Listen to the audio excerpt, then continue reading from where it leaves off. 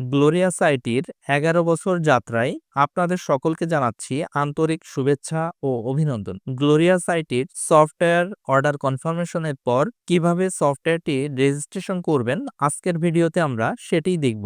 Order confirmation হলে আমাদের প্রতিনিধি আপনাকে একটি রেজিস্ট্রেশন লিংক পাঠিয়ে দিবেন, অথবা আপনি চাইলে pos.gloriousit.xyz এই ইউআরএল এ প্রবেশ করবেন।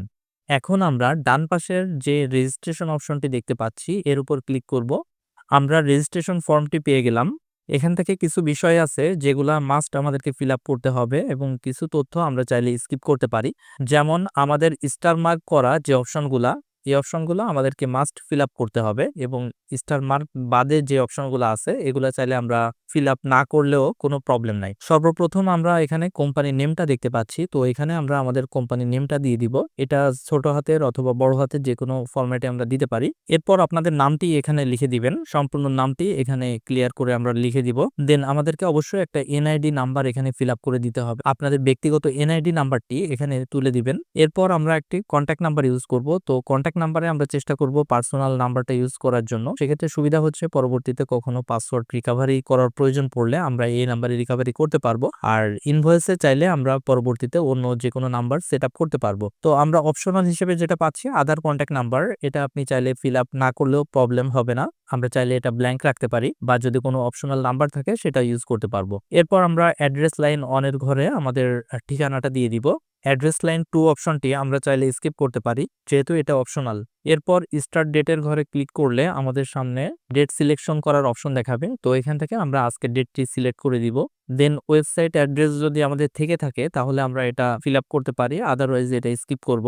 প্রতিষ্ঠানের যদি কোনো প্রকার লোগো থাকে তাহলে আমরা এটা ব্যবহার করতে পারি, আর এটা না দিলেও প্রবলেম নাই, কারণ আমরা ইনভয়েসের লোগোগুলো পরবর্তীতে আপডেট করে নিব। এখানে আমাদের জন্য গুরুত্বপূর্ণ একটি অংশ হলো আমাদের বিজনেসের জন্য যে কোনো প্রকার ডকুমেন্ট, সেটা হতে পারে ট্রেড লাইসেন্স অথবা এনআইডি কার্ড, এখানে আমরা ব্রাউজ বাটনে ক্লিক করে আপলোড করে দিব।